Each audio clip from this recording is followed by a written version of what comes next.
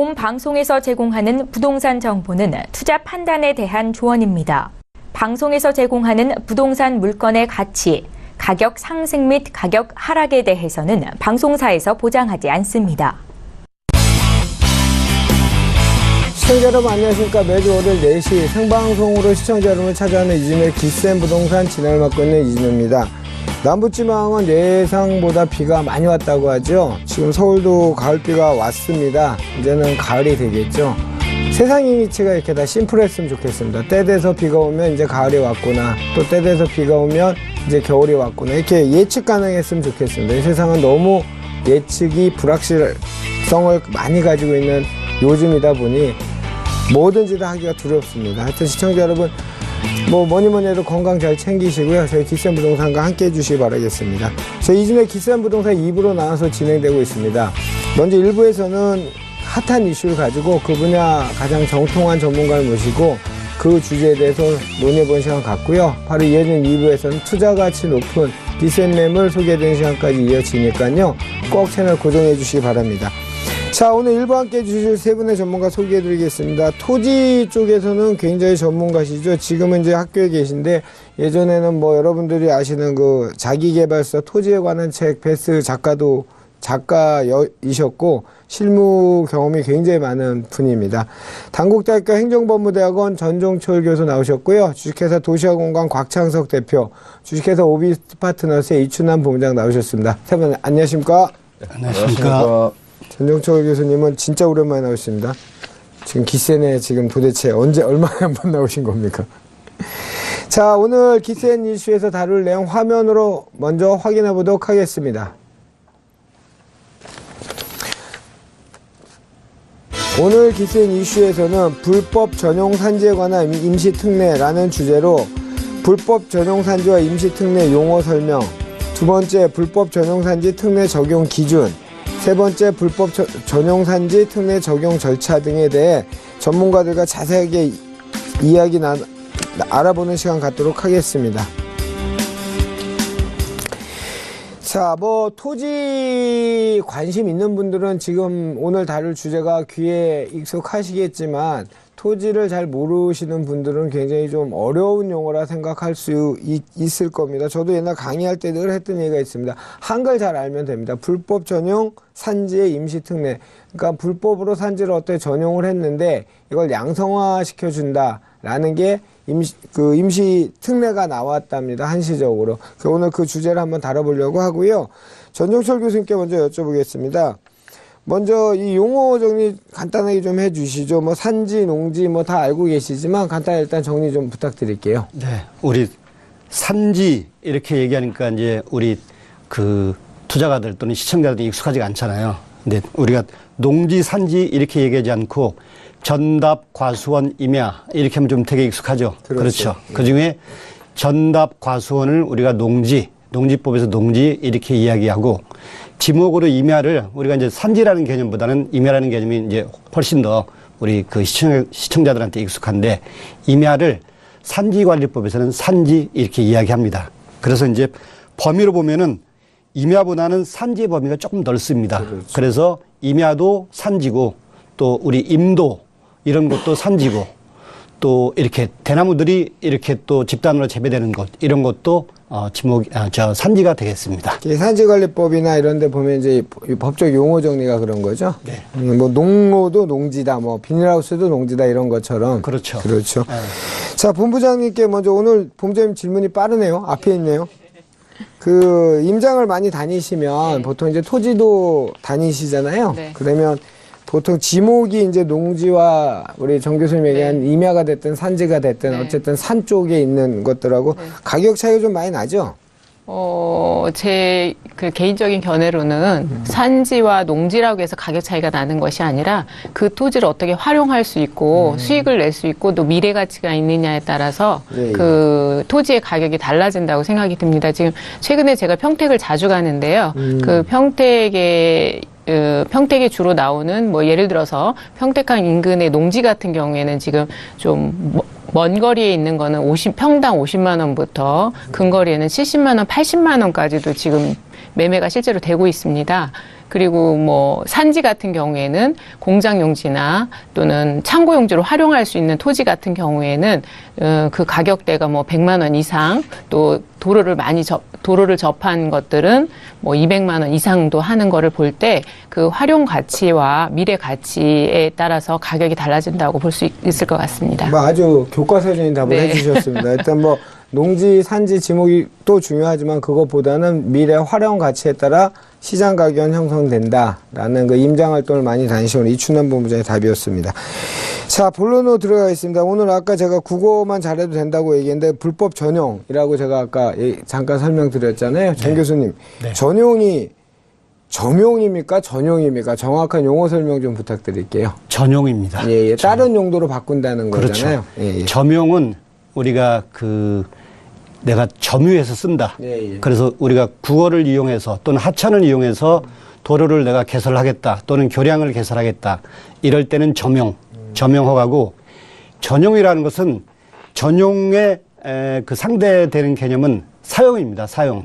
그러니까 법에서 정한 대로 사용하는 것. 예를 들어 농지는 어떻게 써라고 농지법에 이렇게 정의가 되어 있습니다. 그렇죠. 그러면은 그대로 사용을 하면은 사용이 되는 거고, 산지도 마찬가지로 뭐 임산물 재배 등 이렇게 산지관리법에서 정한 절차대로 내용대로 사용을 하라 이렇게 하면 사용이 되는 거고, 그거를 법에서 정한 용도 외로 다른 용도로 사용할 때는 우리가 전환 이렇게 그런 그 전자를 써가지고 바꿀 전자를 써서 전용 이렇게 이야기하는 거죠. 그러니까 산지관리법에서 정한 용도 외로 사용하거나 또는 그렇게 사용하기 위해서 형질 변경, 즉 토지의 형상을 변경하는 것을 우리가 전용 이렇게 이야기합니다.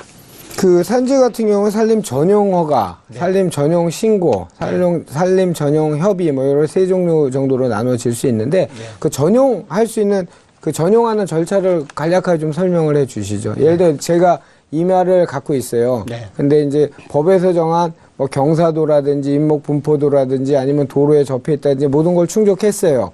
그러면 제가 이 땅을 전체를 개발한 게 아니라 일부를 개발하려고 해요. 네. 그럼 어떤 절차를 거쳐야 되죠? 네. 그러면 우리가 이제 조금 이렇게 규모가 크다든지 또는 내용이 중요하다든지 그런 대상은 허가고, 그보다 좀 경미하다고 하면은 신고가 되고 이렇게 되겠습니다. 예, 예. 그래서 이 산지를 산지관리법에서 정한 용도 외로 사용하기 위해서 우리가 그 허가를 받는 방법이 산지 전용 허가도 있고 산지 전용 신고도 있고 또 국토계획법에 의한 개발행위 허가를 받아도 되고, 또는 이게 과거이기 때문에 과거에는 보존 임지 전용 허가 또는 산림 형질 변경 허가 또는 지금의 국토계획법, 전에는 도시계획법이었습니다. 그런 또는 도시계획법에 따른 토지 형질 변경 허가, 이런 거를 다 포함해서 지금 산지의 전용 또는 산지의 전용 허가, 산지의 전용 신고 이렇게 이야기하는 거죠.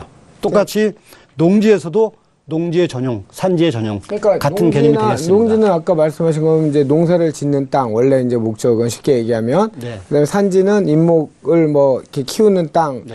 이제 근데 그거를 다른 용도로 이제 바꾼다는 거잖아요. 그렇죠. 근데 그 준조세 같은 돈이 있죠, 국가에다 내는 돈이요. 그렇죠. 그것도 잠깐 설명해 주세요. 어차피 용어 설명을 해주신 게 좋을 테니까. 이따 우리 좀 마지막 부에 뒤에 나오거든요. 나옵니까? 네, 마지막 부에 예, 나옵니다. 알겠습니다. 자, 곽창석 대표님께 질문이 있습니다. 부동산 관련해서 전용이 어떤 의미가 있냐 이렇게 질문이 있는데. 뭐 전용이라는 거는 뭐 말 그대로 용도, 이제 예. 쓰임새죠. 쓰임새를 바꿔서 사용하는 걸 전용이라고 하죠. 예, 예. 우리 토지에는 뭐 그 지목이 예, 다 예. 정해져 있죠. 그렇죠. 그래서 지목에 따라서 뭐 예를 들어 대지냐, 뭐 전, 답, 과수원, 임야 이런 거에 따라서 일정한 쓰임새로 사용하라고 정해져 있는데, 이 쓰임새를 바꿈으로 인해서 그 토지의 사용 가치를 이제 높이는 거죠. 말하자면 이제 토지의 경제적인 효용성이라든가 활용도라든가 경제적 가치를 상승시키는 행위를 할 수 있기 때문에 이 전용은 보통은 토지의 활용도를 떨어뜨리는 방향으로는 전용을 안 하겠죠. 그렇죠. 그래서 이제 이런 사용 가치를 높이는 경제적 의미를 담고 있다고 보죠. 그래서 이제 혹자들 전문가들은 이제 그거를 미사용으로 붙일 때 뭐 토지를 화장한다 뭐 이렇게 할 때 이런 전용이라는 절차가 들어가는 거겠죠. 자, 저희 정 교수님, 오늘 이 특례 대상 불법 전용산지 이게 왜 오늘 주제로 잡으셨어요? 이게 어떤 의미가 있는 거죠? 네. 이 불법으로 전용된 산지는 그냥 내버려 두면은 정부에서 철거를 명령하거나 또는 복구를 명령을 합니다. 그리고 또 우리 또 벌칙금이나 이런 게 이제 부과가 되는 거죠. 예, 예. 그런데 또 토지 소유자가 그거를 거부하고 있으면은 그 법에서 정한 지목하고 또 관리 상태하고 현재 이용하고 있는 거하고 불일치가 계속 지속되지 않습니까? 그렇죠. 그래서 그 일정 기간 단위로 이런 부분을 해소하기 위해서 정부에서 추인 또는 양성화 이런 과정을 우리가 뭐 한 10년 주기 뭐 이렇게 한 번씩 거쳐줍니다. 그래서 지난 정부 때 이게 추진이 돼가지고 이거를 양성화 또는 추인을 해주자 이렇게 해서 이제 올해 6월 3일부터 1년간 신고한 것에 한해서 기준을 충족을 하면은 불법 상태를 해소하고 이거를 농지로 전용을 시켜주겠다. 지목을 변경시켜주겠다. 이런 제도입니다. 이 불법 건축물 양성화 뭐 이런 거하고 비슷한 거네요. 그렇죠. 근데 그거를 마냥 방치할 수는 없잖아요. 이게 벌금만 가지고. 그래서 이제 그런 부분을 해소를 시키는 거죠. 예. 네. 자, 이춘남 본부장님께 여쭤볼게요. 그 뭐 주택 아까 그 불법 건축물 뭐 아까 양성화 얘기를 했는데 이런 불법 전용 사례들이 많이 있죠? 다녀보시면. 네, 그렇죠. 어떤 것들이 있죠? 보통 일반 근린상가 같은 경우에는 1, 2층이 임대가 아주 잘 나가는데요. 근데 이제 층수가 올라갈수록 임대를 놓기 좀 어려워해요. 중심 상권이 아닌 지역에서는. 그렇다 보니까 3층, 4층으로 올라가면서 상가를 원룸으로 개조해서 임대하는 경우를 많이 또 볼 수가 있고요.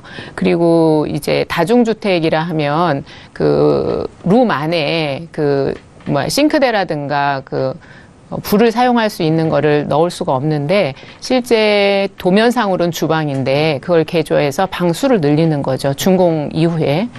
그러거나 아니면 다세대 같은 경우에도 준공 이후에 방을 확장시켜서 그거를 사용하는 경우가 많은데 실제적으로 위반 건축물로 되어서 강제 이행금이 부과되더라도 그 강제 이행금을 내고 사용하는 것이 더 효율적이라고 생각하는 그 건물주들이 많으신 것 같아요, 지금. 그래서 그런 부분은 조금 더 양성화 시켰으면 하는 바람은 있습니다. 양성화 잘 시켜야 돼요. 그런 얘기들은 만약에 그런 거잖아요. 그 우리 두 분도 좋아하시는 그 여름에 그 국립공원에 가면 그 물에 뭐 근생을 하면 안 되잖아요. 단속을 하면 벌금 좀 내면 아까 말씀하신 것처럼 효용성으로 따지면 계속해서 벌금 내는 게 낫잖아요. 근데 그거를 허가 취소나 이렇게 강력한 것들이 들어갈 때 어떤 그 법질서 바로 쓰는 이런 경우도 있는 것처럼 물론 이제 지금 건축물에 바로 적용되는 문제는 아닌데 잠깐 옆으로 셌습니다. 정 교수님, 이 불법 전용 산지 그 임시 특례가 저는 오늘 처음 알았어요. 이번에만 시행된 줄 알았는데 11년에도 시행이 됐었어요? 네. 어떻게 다르죠? 보통은 한 10년 단위로 이렇게 하는 건데요. 예, 예. 이번에는 좀 2011년에 하고 2017년에 하니까 이제 6년 만에 하는 거잖아요. 예, 예. 근데 거의 유사한데 차이는 조금 있습니다. 그래서 2011년에는 5년 이상 예, 예. 불법 전용 이렇게 된 거, 기간이? 사용된 거. 예, 예. 그 다음에 2017년에는 현재는 3년 이상. 그 다음에 그 용도가 2011년에는 국방 군사시설 또 공공용 시설, 농림어업용 시설 이렇게 좀 범위가 넓었었는데 현재는 전답과수원 농지로.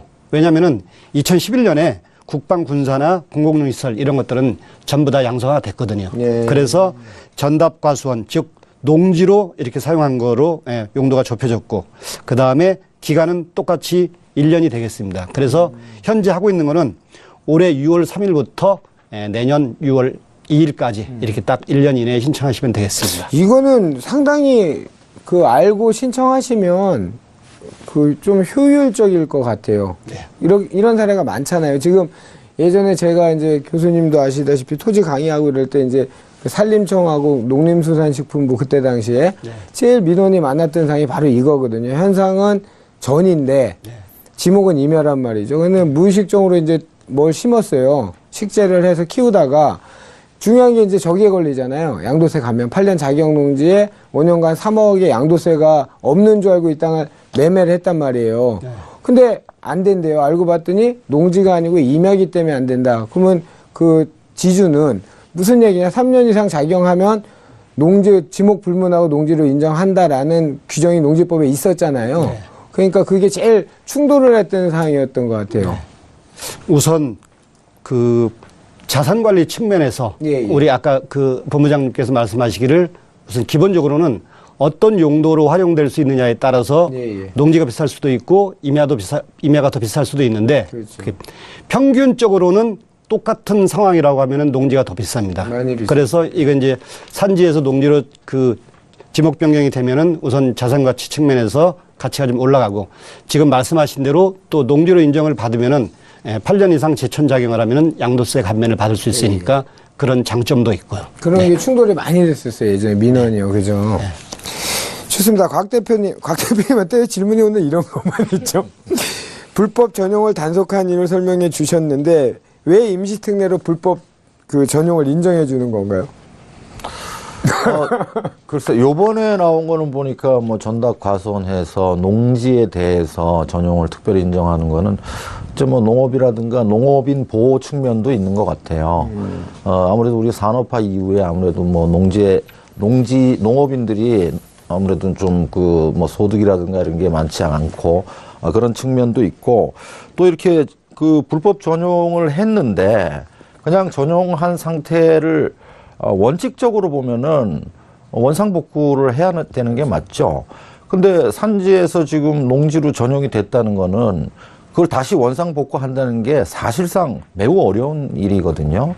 그래서 이런 상태를 방치하는 것보다는 이제 구제할 수 있는 방안을 만들어서 이제 현재는 불법인 상황이지만은 합법화 시켜주는 거죠. 예. 그래서 이제 뭐 산지에서 전용하는 부담금도 매기고 또 과태료도 물고 하면서 불법에서 합법인 상태로 돌려줘야 또 떳떳하게 갈 수 있기 때문에 이렇게 임시로 이렇게 특례 사항으로 하는 게 너무 빈도가 잦아서는 안 되지만은 또 적당한 시간이 지나면 해주는 게 아무래도 우리나라의 그 오래된 그 농업인에 대한 보호 이런 전통이라든가 관리에 따른 게 아닌가 싶습니다.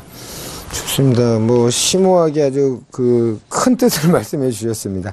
자, 이제 본격적으로 불법 전용산지 특례 뭐 이런 것도 알아볼게요. 정 교수님, 그 이제 불법 전용산지 특례 적용 기준 어떤 게 있을까요? 이 기준은 되게 중요하죠. 예, 예. 그래서 우선 불법으로 사용하고 있으면은 시설물이 있으면은 철거 명령이 떨어지고 또 시설물 없이 농사를 짓고 있으면은 복구 명령이 떨어집니다. 그렇게 해서 이거를 철거나 또 복구를 한 다음에 그 복구 설계라는 게 있습니다. 그래서 예, 예. 복구 설계를 해서 복구 준공 검사를 받으면은 산지로 완전히 복구가 된 거거든요. 그렇죠. 그렇게 되지 아니한 산지일 것. 그 다음에 두 번째 자기 소유 산지, 남의 산지는 해당이 되지 않습니다. 임대차는 안 된다는 얘기잖아요. 그 다음에 우리 농지법에 따른 농지 취득 자격 증명이 있는 자가 사용하고 있을 것. 이건 좀 이따 다시 좀 자세하게 살펴보겠습니다. 예, 예. 그 다음에 4번에 있는 그 임업 및 산촌진흥촉진법에 따른 임산물 소득 지원 대상 품목을 재배하고 있지 아니한 산지일 것. 이 부분도 조금 그 혼선이 있기 때문에 이따 좀 더 상세히 알아보도록 하겠습니다. 알겠습니다.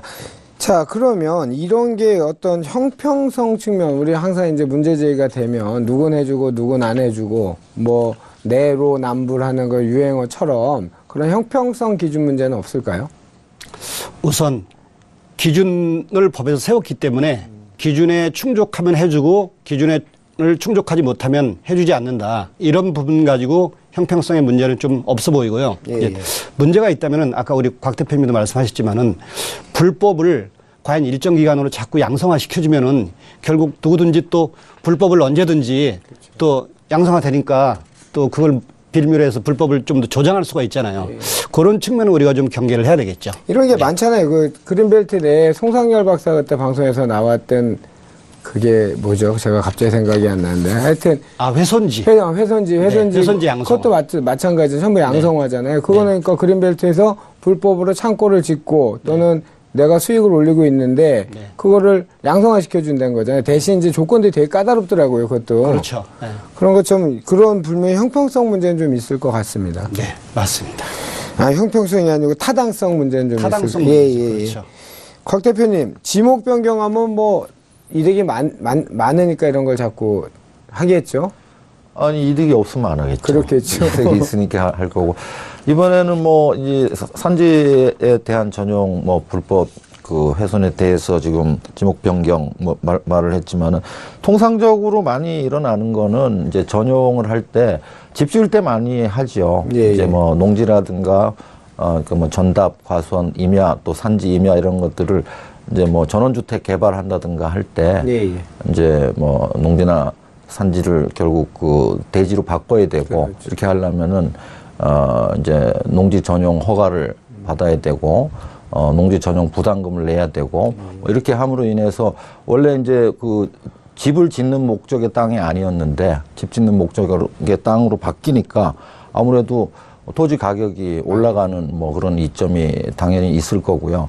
그래서 이렇게 보면은 지금 경기 상황상 이제 주택 임대료가 2014년 15년부터 이렇게 오르니까 이제 이 도심지 근교 지역에 보면은 이런 전원주택이라든가 타운하우스 같은 개발이 매우 활발하게 일어나고 있습니다. 그리고 뿐만 아니고 요즘 보면은 도심지 인근 자연녹지라든가 특히 계획관리 지역 이런 데 보면은 굉장히 많이 이 다세대들이 지어졌어요.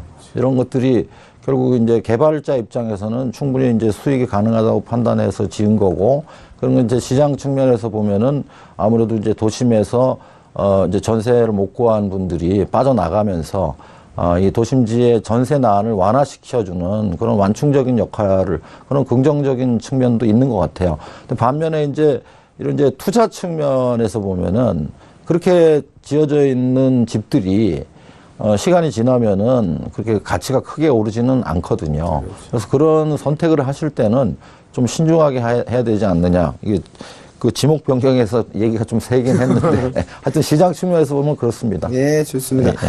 전주호 교수님, 보통 이제 농지 같은 경우에는 등기 요건이 이제 농취증이라고 하는 농지취득 자격증명원을 발급받아야 되잖아요. 그러니까 양성화시킬 때 아까 있어야 된다고 하셨는데 그 설명 좀 부탁드릴게요. 농취증을 발급해서 제출해라가 아니고 농취증을 발급받을 수 있는 자격이 있을 것 이렇게 했거든요. 그러니까 2011년에는 농지취득 자격증명을 그 나중에 그 지목병이 돼서 자격증명을 발급해서 제출을 하라 그랬었어요. 예. 그런데 이게 소유권 이전이 아니고 본인의 토지를 가지고 그대로 지목변경만 하는 거잖아요, 이게요. 예. 그래서 무슨 농지취득 자격증명 제출이 필요하냐 이런 문제가 발생이 돼가지고 이번에는 농지취득 자격증명은 발급해서 제출하지 않아도 되는데 단 그것을 농지취득 자격증명을 발급이 가능한 자, 그러니까 결국은 농지취득 자격증명을 발급해서 제출하는 거하고 결과는 같습니다. 그래서 참고로 농지취득 자격증명이 발급이 가능한 사람은 농업인 또는 내가 농사를 짓겠다 해서 그거를 자기 농업 경영을 위한 개인 또는 농업법인 이런 사람들은 농지취득 자격증명이 발급이 됩니다. 참고로 농지취득 자격증명이 발급되지 않는 대상은 일반 법인, 일반 법인하고 또는 종중 등은 농지취득 자격증명이 발급이 되지 않습니다. 그러니까 그런 주체들이 가지고 있는 이 불법 전용 산지는 지금 현재 임시특례 대상이 되지 않는다고 이렇게 보겠습니다. 자, 오늘 정 교수님 이 주제 말고 정 교수님 지금 말씀하신 거 아주 중요한 얘기 나왔어요. 요즘 기획부동산 얘기 많이 나오죠. 그래서 여기는 법인이 산 농지다. 농지는 법인한테 소유권이 안 넘어갑니다. 일반 법인한테. 맞죠? 교수님? 맞습니다. 그런데 이 회사가 굉장히 큰 법인이기 때문에 자금이 탄탄하기 때문에 농지를 매입해서 여러분들한테 싸게 준다. 다 거짓말입니다. 기획부동산입니다. 일단 그거 하나만 갖고도 굉장히 여러분께 큰 투자 팁을 드렸습니다. 자, 이춘남 본부장님, 농지취득 자격증명원 설명 부탁드립니다. 네, 농지취득 자격증명원은 보통 저희들이 줄여서 농취증이라고 보통 이야기하는데요. 소유권 이전 당시 필요한 증명서고요. 농지가 이제 논밭, 과수원 등이 있습니다. 그리고 농지 매수인이 농민이 여부인지 자격을 할 수 있는지, 그다음에 농주 소유 상한 인해 여부 등을 이 자격과 더불어 파악하고자 이 심사를 해서 투기적인 농지 매입을 규제하고 경자 유전의 실현을 도모하기 위한 제도이고요. 농취증은 말 그대로 농지를 취득하려면 자격을 취해야 되는 건데요. 농지가 있는 소재지의 그 시, 군, 읍면 네, 부동산 매매 계약서를 가지고 가서 신청을 하시면 되고요. 1000제곱미터 이상일 경우에는 농업 계획서까지 신청하시면 되겠습니다. 그리고 상속이라든가 농지 저당권자 그 담보 농지를 취득하는 경우에는 농취증이 필요 없는 경우가 있습니다.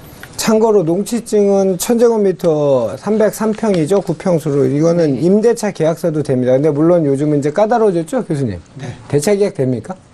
농취 받는데 임대차 계약도 아직 괜찮죠? 받을 수 있죠? 취득 자격 증명이기 때문에 예. 소유권 이전과이기 때문에 그냥 우리 농지 임대차고는 좀 무관하죠. 그렇군요. 네. 좋습니다. 농지 원부 얘기했습니다. 제가 농지 원부는 임대해서 농사를 져도 발급이 가능합니다. 제가 착각했습니다. 네. 자, 아까 교수님께서 뒤에서 다뤄주시겠다고 하는 지목 변경 기준에서 제외되는 임산물 소득원의 지원 대상, 그러니까 임산물이 심어 있으면 안 된다 그 얘기잖아요. 그렇죠. 어떤 거죠? 이 부분이 조금 일반인들이 좀 헷갈리게 돼 있습니다. 예. 예를 들어 밤나무가 심어 있거나 또는 잣나무, 호두나무, 대추나무, 은행나무 이런 게 심어져 있으면은 우리가 지목의 정의상 뭐라고 하냐면은 과수원 이렇게 이야기합니다. 그렇죠. 과수원은 전답 과수원은 농지죠. 그렇죠. 농지죠. 그 다음에 우리 거기에 우리가 또 약초를 심는다든지 뭐 마늘을 심는다든지 이렇게 하면은 우리가 외관상 뭡니까? 그게 전이죠, 전. 밭이죠. 밭이죠. 예. 그러면 역시 전답과손이니까 농지에 해당되잖아요, 이게. 그렇죠. 헛개나무도 많이 심잖아요. 그게 농지에도 해당이 되고 또 문제가 뭐냐면은 이게 임산물 소득원의 지원 대상이기 때문에 정부에서 그 산지의 임산물을 키우는 거는 이게 산지관리법상 법에 정한 용도 내의 행위입니다. 그러니까 용도 외의 행위가 아닌 거죠. 그렇죠. 그래서 이것만은 우리가 정부에서 종자를 구입하거나 묘목돈을 구입할 때 임산물로서 지원을 해준 거기 때문에 산지관리법 내에서 정한 행위이기 때문에 전용이 아니기 때문에 이거는 이번에 지목 변경 대상에서 제외하겠다 이렇게 얘기했는데 네. 이제 실제로 이렇게 실시를 하고 있습니다. 그래서 법률상은 문제가 없어 보이는데 사실은 아까 말씀드렸듯이 외관상 농지하고 똑같고 농지법에서 정한 농사 행위하고 산지관리법에서 정한 이 임산물 소득 행위하고 사실은 중첩이 됩니다. 그렇죠. 그래서 한 번쯤은 이 부분을 법을 좀 정리를 해줘야 되지 않을까 이렇게 생각이 이건 듭니다. 뭐 시장에서는 또 다툼도 많겠는데요. 뭐 진짜. 그렇죠. 네. 좋습니다. 교수님, 이게 이런 품목이 아마도 부가치가 높아서 선정됐나요? 이렇게 많은 품목인데 선정 기준이 어떤 거라고 짐작하세요? 이거를 농지냐 또는 산지관리법에서 정한 산지관리법 내의 행위냐를 구분하기 위해서 요거는 정부에서 이런 부분에 대해서 지원 행위를 많이 했었거든요.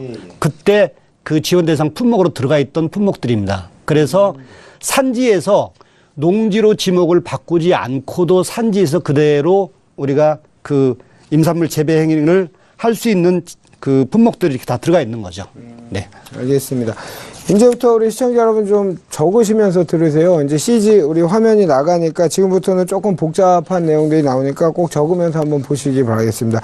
정 교수님, 특례 적용 절차를 어떻게 조사합니까? 시군구에서? 절차요? 예. 우리가 이제 신고를 하면은 우선 항공사진 판독이라는 걸 합니다. 예. 그래서 우리 부동산에 조금 익숙하신 분들은 항공사진 판독한 걸 보신 적도 있고 그렇지 않으신 일반인들은 좀 익숙하지가 않을 수가 있습니다. 근데 항공사진은 2년에 한 번씩 짝수년도로 촬영되어 있습니다. 그래서 지금 기준으로 하면은 2016년, 2014년, 2012년 이렇게 2년 단위로 이렇게 촬영이 되어 있습니다. 그래서 그 해 기준으로 내 토지가 어떤 용도로 사용되고 있는지 항공사진을 보면은 판독이 될 수가 있습니다. 그래서 이 항공사진은 어디에서 발급받을 수 있냐면은 경기도 수원시에 있는 국토지리정보원에 가면은 우리가 거기서 장당 2,000원을 주고 즉시 발급을 받을 수가 있습니다. 그래서 그렇게 항공사진을 발급받아서 우리 민원인이 제출하고 그 다음에 그거를 제출을 하고 나면은 또 담당 공무원들이 나가서 현장 확인을 하고 그 다음에 물건이 있는 소재지에서 5년 이상 거주한 사람들, 통반장 등을 포함해서 주민 포함해서 3인 이상의 확인서를 받아가지고 이렇게 확인 절차를 거치도록 이렇게 돼 있습니다. 이 항공사진은 우리 재개발 보상 자격 주어지고 이럴 때 그때도 항공사진 많이 쓰죠? 감정 평가하고 이럴 때요.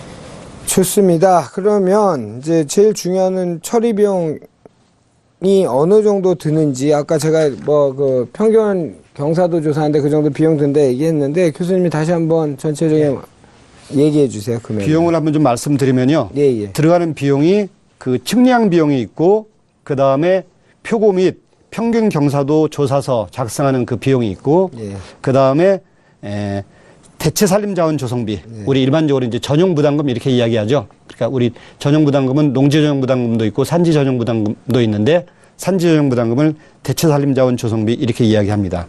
그래서 측량 비용은 우리가 면적이 그냥 몇백 평 정도밖에 안 된다. 예. 이렇게 하면 약 100만 원 이내 정도 나옵니다. 그 다음에 표고 및 평균 경사도 조사비.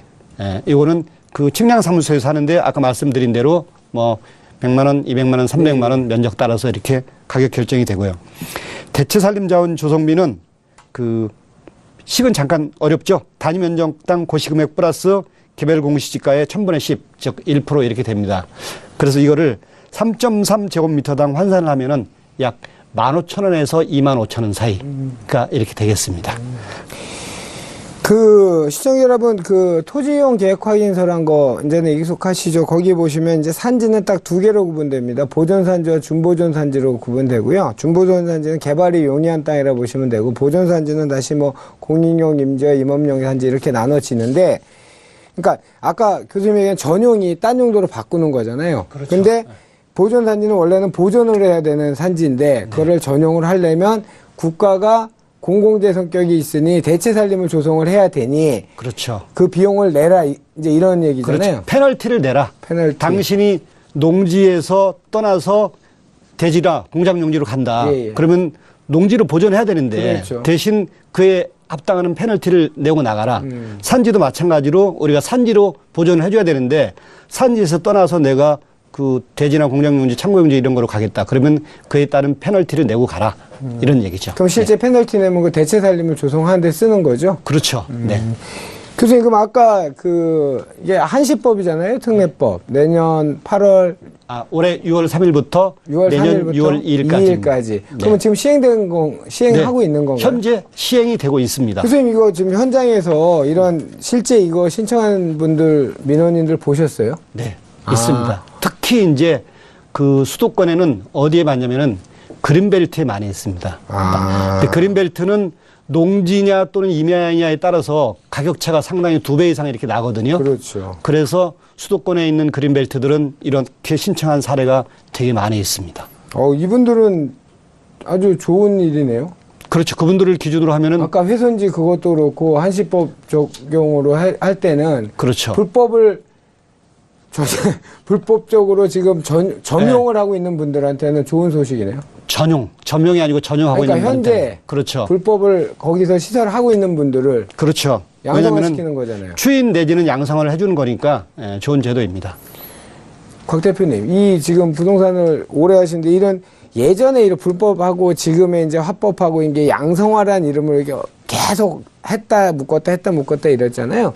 경험치상 보셨을 때 이런 것들이 어떻게 표현을 해야 될까요? 이게 바람직하다 보십니까? 아니면 원래대로 그냥 규제를 해야 된다고 생각하십니까? 그럼 그걸 이제 바람직하다고 볼 수는 없는 거고요. 예.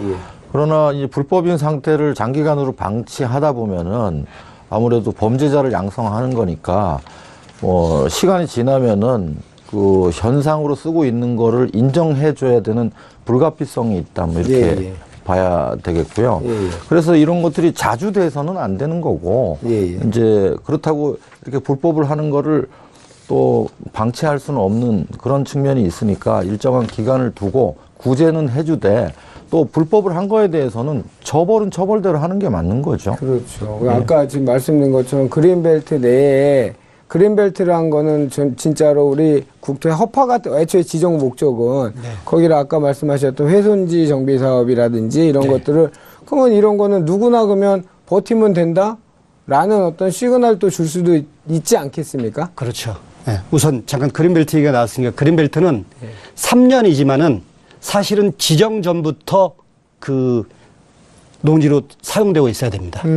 다른 그린벨트가 아닌 산지는 3년만 충족하면 되는데 그린벨트는 3년을 충족하고도 항공사진을 그린벨트 지정 전에 판독을 해가지고 아 이게 그린벨트 지정 전부터 이게 농지였다 이렇게 해야만이 그 대상이 되겠습니다. 자, 보시자고요. 얼마 전에 그 뭐 시간이 얼마 안 남았으니까 작년인가요? 그 뭐 유명 탤런트 아버지가 그 하남에다 뭐 집 하나 적고 정자 조그만 거 하나 전 거를 불법 사례라고 대대적으로 나오지 않았습니까? 그다음 잔디 불법 전용 맞죠? 네. 불법 전용 원래 잔디 심으면 안 되는데 잔디를 심은 거잖아요. 그렇죠. 네. 근데 그거를 그분도 그때 안 걸리고 지금 조금 기다렸으면 양성화 되는 거 아닙니까? 그 농사가 아니기 때문에 그렇죠. 잔디는 물론. 또 대상은 아니죠. 하여튼 뭐 네.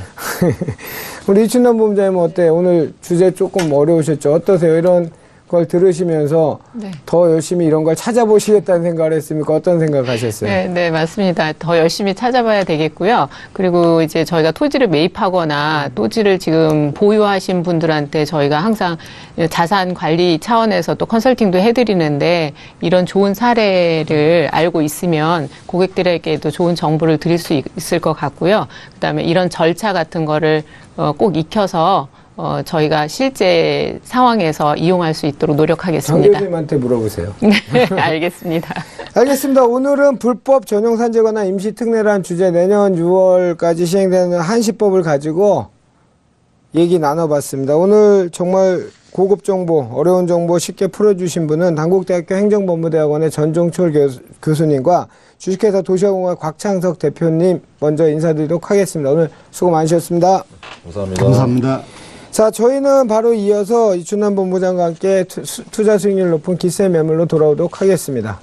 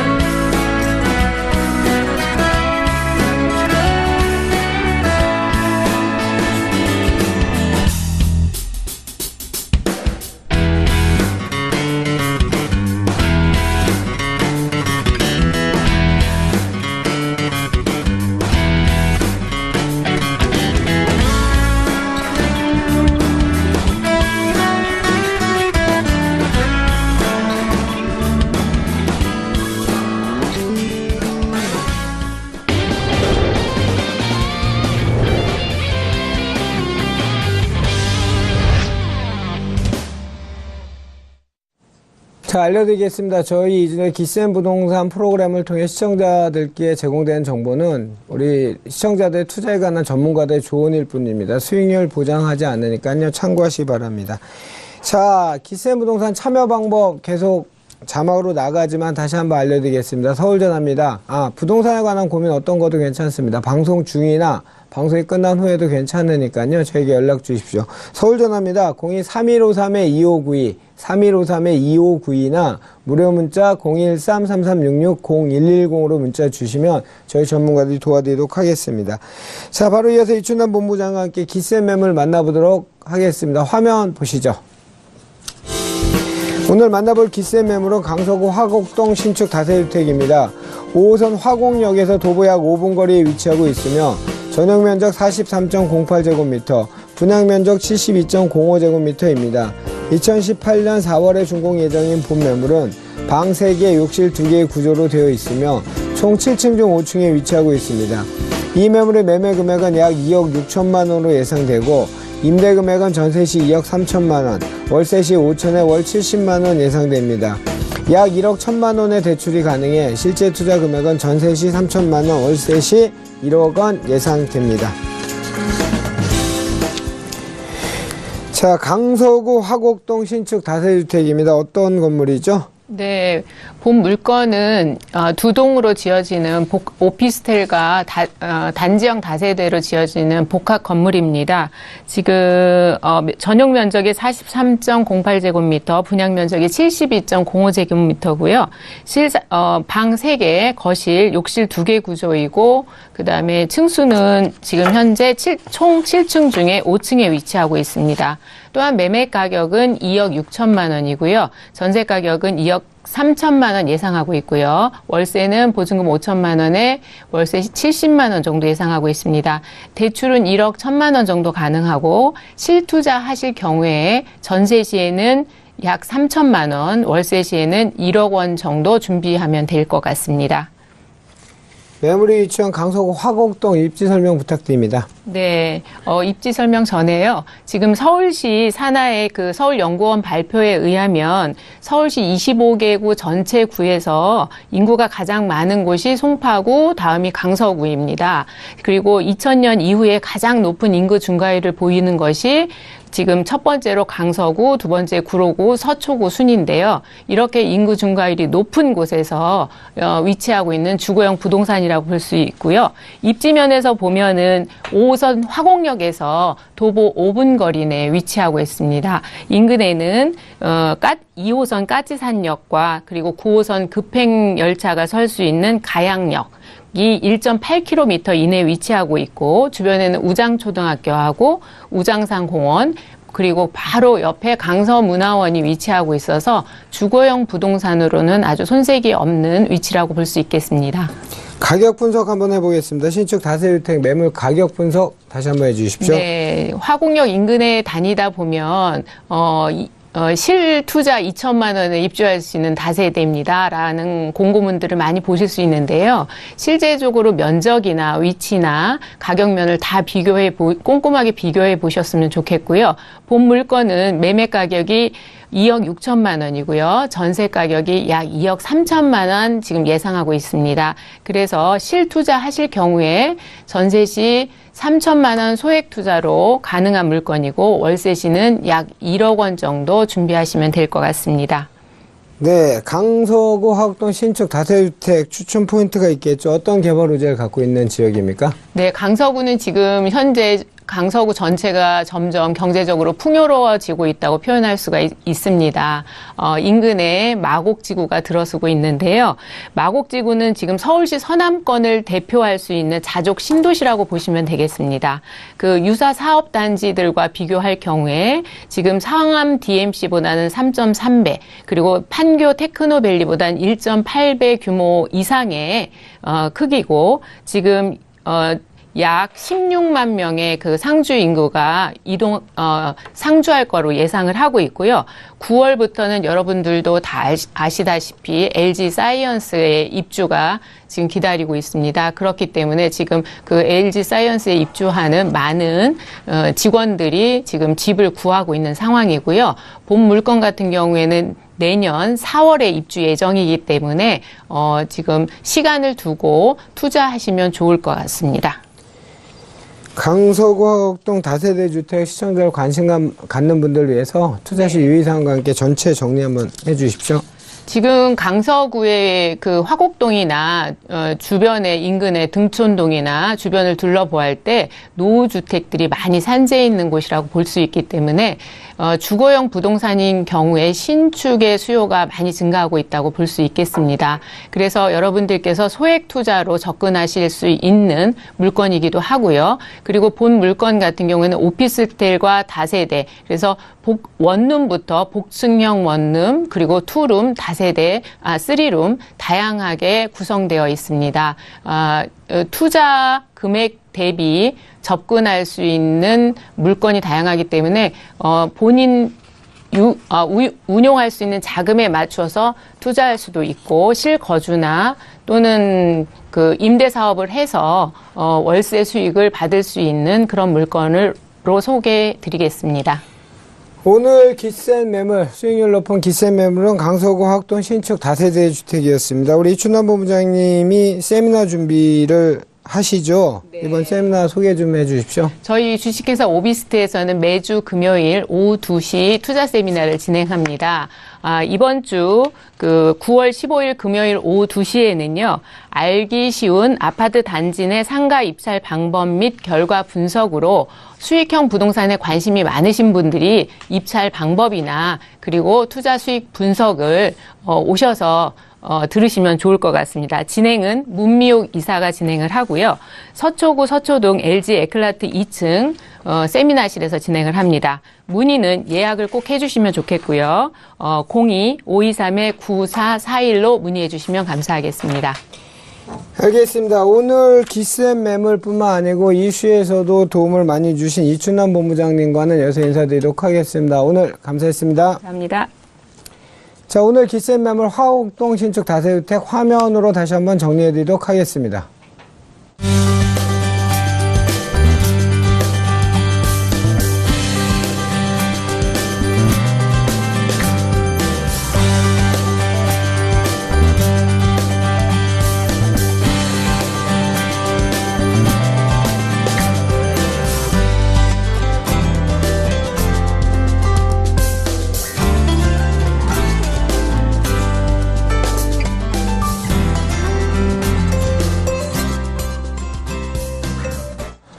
인사드리기 전에 주제가 지금 CG가 잘못 나갔습니다. 주제가 알기 쉬운 상가주택 입찰 방법. 예, 여기 있군요. 알기 쉬운 아파트 단지 내 상가 입찰 방법 및 결과 분석입니다. 저 청약 저거는 저번 주 주제가 잘못 나간 것 같습니다.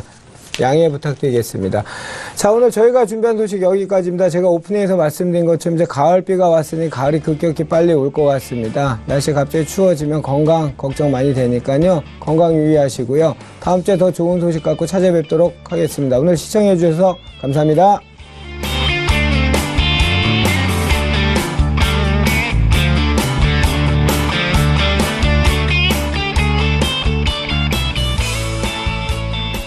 본 방송에서 제공하는 부동산 정보는 투자 판단에 대한 조언입니다. 방송에서 제공하는 부동산 물건의 가치, 가격 상승 및 가격 하락에 대해서는 방송사에서 보장하지 않습니다. 관리법에서는 산지 이렇게 이야기합니다. 그래서 이제 범위로 보면은 임야보다는 산지의 범위가 조금 넓습니다. 그래서 임야도 산지고 또 우리 임도 이런 것도 산지고 또 이렇게 대나무들이 이렇게 또 집단으로 재배되는 것 이런 것도 산지가 되겠습니다. 산지관리법이나 이런 데 보면 이제 법적 용어 정리가 그런 거죠. 네. 뭐 농로도 농지다, 뭐 비닐하우스도 농지다 이런 것처럼. 그렇죠. 그렇죠. 네. 자, 본부장님께 먼저 오늘 본부장님 질문이 빠르네요. 앞에 있네요. 임장을 많이 다니시면 보통 이제 토지도 다니시잖아요. 네. 그러면 보통 지목이 이제 농지와 우리 정 교수님 얘기한 임야가 됐든 산지가 됐든 어쨌든 산 쪽에 있는 것들하고 가격 차이가 좀 많이 나죠? 제 개인적인 견해로는 산지와 농지라고 해서 가격 차이가 나는 것이 아니라 그 토지를 어떻게 활용할 수 있고 수익을 낼 수 있고 또 미래 가치가 있느냐에 따라서 그 토지의 가격이 달라진다고 생각이 듭니다. 지금 최근에 제가 평택을 자주 가는데요. 그 평택에 주로 나오는 뭐 예를 들어서 평택항 인근의 농지 같은 경우에는 지금 좀 먼 거리에 있는 거는 평당 50만 원부터 근거리에는 70만 원, 80만 원까지도 지금 매매가 실제로 되고 있습니다. 그리고 뭐 산지 같은 경우에는 공장 용지나 또는 창고 용지로 활용할 수 있는 토지 같은 경우에는 그 가격대가 뭐 100만 원 이상 또 도로를 접한 것들은 뭐 200만 원 이상도 하는 거를 볼 때 그 활용 가치와 미래 가치에 따라서 가격이 달라진다고 볼 수 있을 것 같습니다. 뭐 아주 교과서적인 답을 해주셨습니다. 일단 뭐 농지, 산지, 지목이 또 중요하지만 그것보다는 미래 활용 가치에 따라 시장 가격은 형성된다라는 그 임장 활동을 많이 다니시는 이춘남 본부장의 답이었습니다. 자, 본론으로 들어가겠습니다. 오늘 아까 제가 국어만 잘해도 된다고 얘기했는데 불법 전용이라고 제가 아까 잠깐 설명드렸잖아요. 정 교수님, 전용이 점용입니까? 전용입니까? 정확한 용어 설명 좀 부탁드릴게요. 전용입니다. 예, 다른 용도로 바꾼다는 거잖아요. 그렇죠. 점용은 우리가 내가 점유해서 쓴다. 그래서 우리가 국어를 이용해서 또는 하천을 이용해서 도로를 내가 개설하겠다 또는 교량을 개설하겠다 이럴 때는 점용 허가고, 전용이라는 것은 전용의 그 상대되는 개념은 사용입니다. 사용. 그러니까 법에서 정한 대로 사용하는 것. 예를 들어 농지는 어떻게 써라고 농지법에 이렇게 정의가 되어 있습니다. 그렇죠. 그러면은 그대로 사용을 하면은 사용이 되는 거고, 산지도 마찬가지로 뭐 임산물 재배 등 이렇게 산지관리법에서 정한 절차대로 내용대로 사용을 하라 이렇게 하면 사용이 되는 거고, 그거를 법에서 정한 용도 외로 다른 용도로 사용할 때는 우리가 전환 이렇게 그런 그 전자를 써가지고 바꿀 전자를 써서 전용 이렇게 이야기하는 거죠. 그러니까 산지관리법에서 정한 용도 외로 사용하거나 또는 그렇게 사용하기 위해서 형질 변경, 즉 토지의 형상을 변경하는 것을 우리가 전용 이렇게 이야기합니다. 그 산지 같은 경우는 산림 전용 허가, 네. 산림 전용 신고, 산림 전용 협의 뭐 이런 세 종류 정도로 나눠질 수 있는데 그 전용할 수 있는 그 전용하는 절차를 간략하게 좀 설명을 해 주시죠. 예를 들어 제가 임야를 갖고 있어요. 네. 근데 이제 법에서 정한 뭐 경사도라든지 인목 분포도라든지 아니면 도로에 접해 있다든지 모든 걸 충족했어요.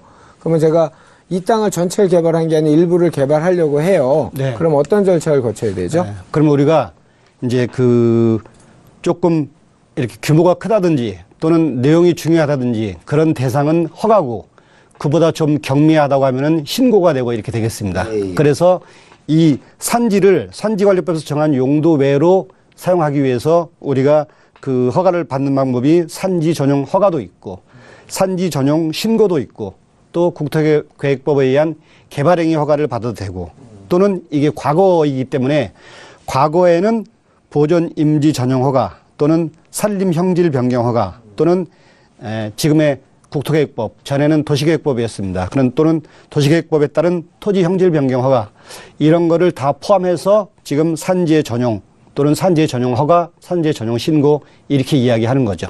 똑같이 농지에서도 농지의 전용, 산지의 전용 같은 개념이 되겠습니다. 농지는 아까 말씀하신 건 이제 농사를 짓는 땅, 원래 이제 목적은 쉽게 얘기하면, 네. 그다음에 산지는 인목을 뭐 이렇게 키우는 땅, 네.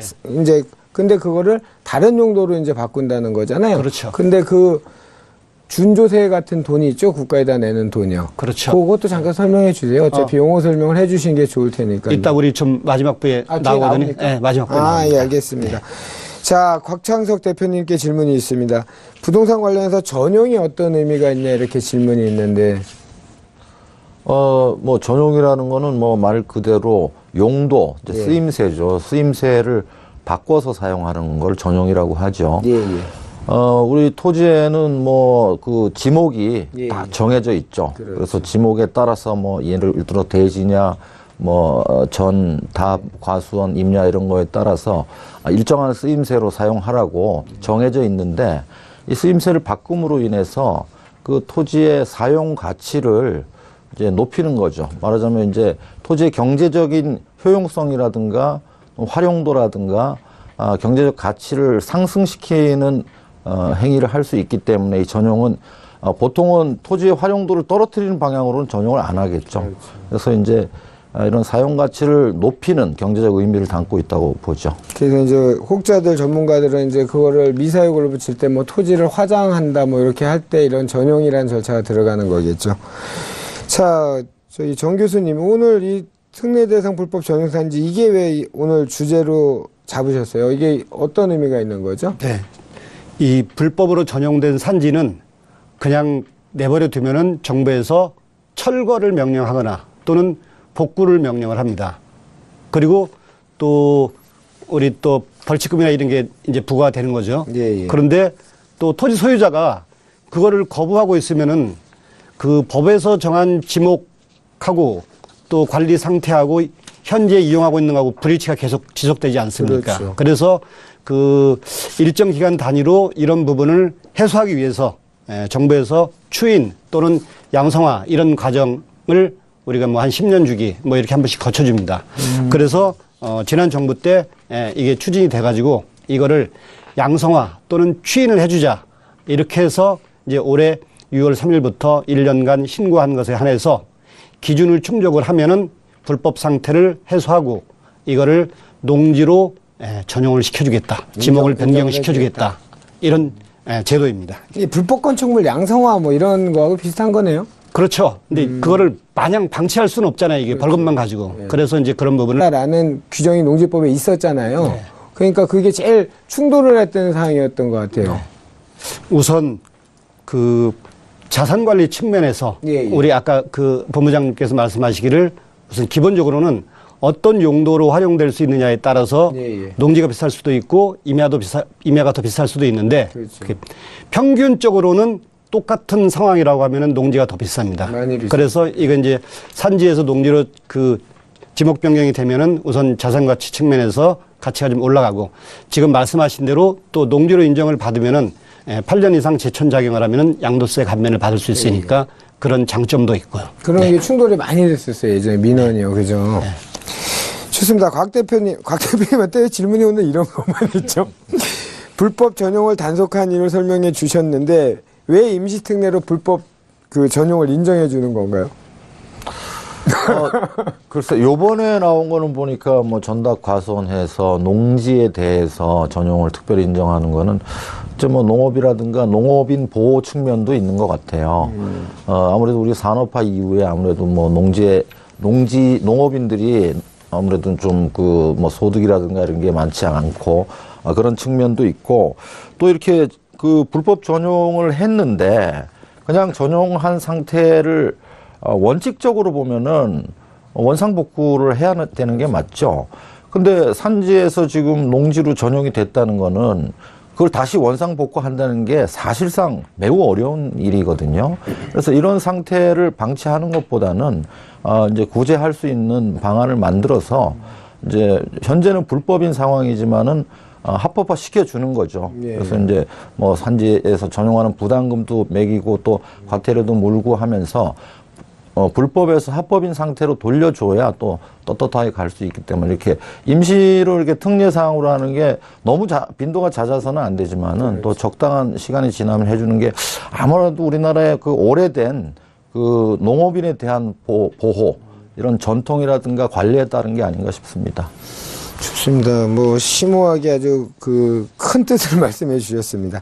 자, 이제 본격적으로 불법 전용산지 특례 뭐 이런 것도 알아볼게요. 정 교수님, 그 이제 불법 전용산지 특례 적용 기준 어떤 게 있을까요? 이 기준은 되게 중요하죠. 예. 그래서 우선 불법으로 사용하고 있으면은 시설물이 있으면은 철거 명령이 떨어지고 또 시설물 없이 농사를 짓고 있으면은 복구 명령이 떨어집니다. 그렇게 해서 이거를 철거나 또 복구를 한 다음에 그 복구 설계라는 게 있습니다. 그래서 예. 복구 설계를 해서 복구 준공 검사를 받으면은 산지로 완전히 복구가 된 거거든요. 그렇죠. 그렇게 되지 아니한 산지일 것. 그 다음에 두 번째 자기 소유 산지, 남의 산지는 해당이 되지 않습니다. 임대차는 안 된다는 얘기잖아요. 그 다음에 우리 농지법에 따른 농지 취득 자격 증명이 있는 자가 사용하고 있을 것. 이건 좀 이따 다시 좀 자세하게 살펴보겠습니다. 예. 그 다음에 4번에 있는 그 임업 및 산촌진흥촉진법에 따른 임산물 소득 지원 대상 품목을 재배하고 있지 아니한 산지일 것. 이 부분도 조금 그 혼선이 있기 때문에 이따 좀 더 상세히 알아보도록 하겠습니다. 알겠습니다. 자, 그러면 이런 게 어떤 형평성 측면, 우리 항상 이제 문제 제기가 되면 누군 해주고 누군 안 해주고 뭐 내로 남불하는 거 유행어처럼 그런 형평성 기준 문제는 없을까요?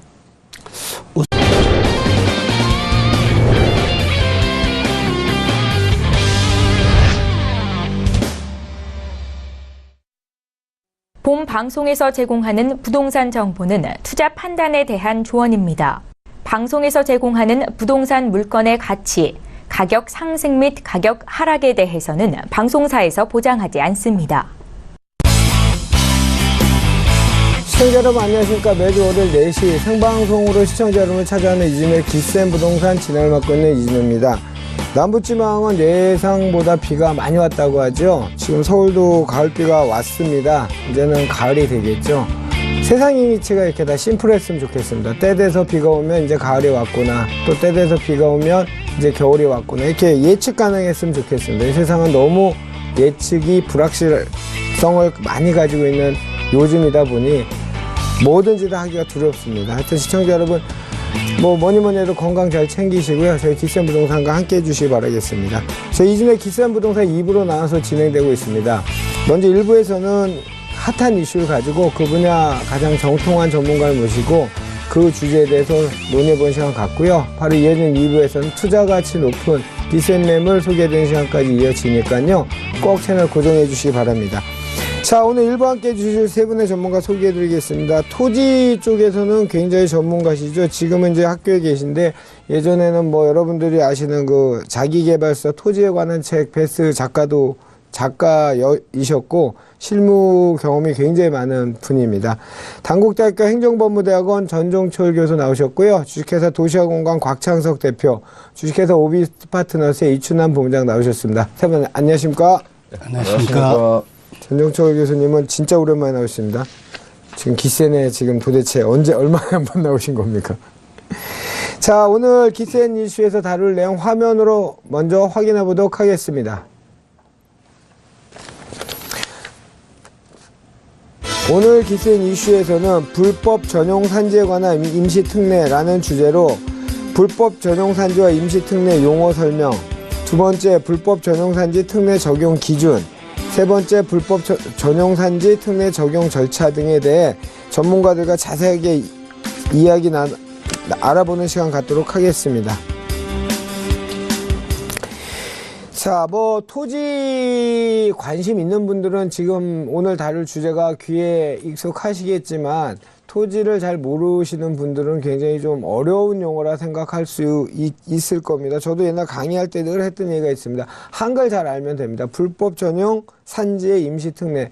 그러니까 불법으로 산지를 어떻게 전용을 했는데 이걸 양성화 시켜준다라는 게 임시 특례가 나왔답니다. 한시적으로. 오늘 그 주제를 한번 다뤄보려고 하고요.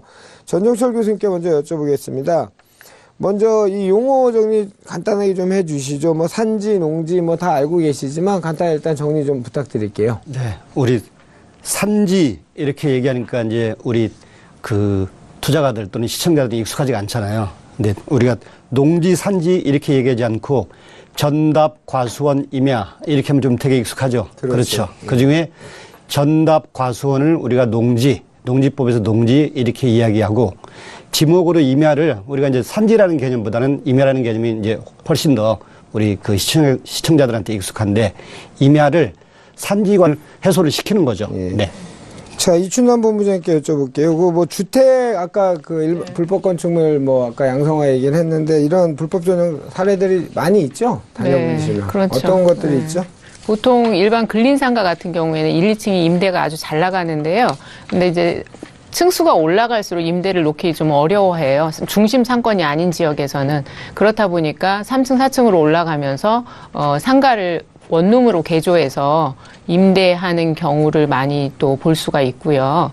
그리고 이제 다중주택이라 하면 그 룸 안에 싱크대라든가 불을 사용할 수 있는 거를 넣을 수가 없는데 실제 도면상으로는 주방인데 그걸 개조해서 방수를 늘리는 거죠. 준공 이후에. 그러거나 아니면 다세대 같은 경우에도 준공 이후에 방을 확장시켜서 그거를 사용하는 경우가 많은데 실제적으로 위반 건축물로 되어서 강제 이행금이 부과되더라도 그 강제 이행금을 내고 사용하는 것이 더 효율적이라고 생각하는 건물주들이 많으신 것 같아요, 지금. 그래서 그런 부분은 조금 더 양성화 시켰으면 하는 바람은 있습니다. 양성화 잘 시켜야 돼요. 그런 얘기들은 만약에 그런 거잖아요. 우리 두 분도 좋아하시는 여름에 국립공원에 가면 물에 근생을 하면 안 되잖아요. 단속을 하면 벌금 좀 내면 아까 말씀하신 것처럼 효용성으로 따지면 계속해서 벌금 내는 게 낫잖아요. 근데 그거를 허가 취소나 이렇게 강력한 것들이 들어갈 때 어떤 법질서 바로 쓰는 이런 경우도 있는 것처럼 물론 이제 지금 건축물에 바로 적용되는 문제는 아닌데 잠깐 옆으로 셌습니다. 정 교수님, 이 불법 전용 산지 임시 특례가 저는 오늘 처음 알았어요. 이번에만 시행된 줄 알았는데 11년에도 시행이 됐었어요? 네. 어떻게 다르죠? 보통은 한 10년 단위로 이렇게 하는 건데요. 예. 이번에는 좀 2011년에 하고 2017년에 하니까 이제 6년 만에 하는 거잖아요. 예. 근데 거의 유사한데 차이는 조금 있습니다. 그래서 2011년에는 5년 이상 불법 전용 이렇게 된 거, 기간이? 사용된 거. 예. 그 다음에 2017년에는 현재는 3년 이상. 그 다음에 그 용도가 2011년에는 국방군사시설 또 공공용 시설, 농림어업용 시설 이렇게 좀 범위가 넓었었는데 현재는 전답과수원 농지로. 왜냐하면은 2011년에 국방군사나 공공용 시설 이런 것들은 전부 다 양성화가 됐거든요. 예. 그래서 전답과수원 즉 농지로 이렇게 사용한 거로 용도가 좁혀졌고 그 다음에 기간은 똑같이 1년이 되겠습니다. 그래서 현재 하고 있는 거는 올해 6월 3일부터 내년 6월 2일까지 이렇게 딱 1년 이내에 신청하시면 되겠습니다. 이거는 상당히 그 알고 신청하시면 그 좀 효율적일 것 같아요. 네. 이런 사례가 많잖아요. 지금 예전에 제가 이제 교수님도 아시다시피 토지 강의하고 이럴 때 이제 그 산림청하고 농림수산식품부 그때 당시에 제일 민원이 많았던 상이 바로 이거거든요. 현상은 전인데 지목은 임야란 말이죠. 근데 무의식적으로 이제 뭘 심었어요. 식재를 해서 키우다가 중요한 게 이제 저기에 걸리잖아요. 양도세 가면 8년 자격농지에 5년간 3억의 양도세가 없는 줄 알고 이 땅을 매매를 했단 말이에요. 근데 안 된대요. 알고 봤더니 농지가 아니고 임야기 때문에 안 된다. 그러면 그 지주는 무슨 얘기냐? 3년 이상 작용하면 농지 지목 불문하고 농지로 인정한다.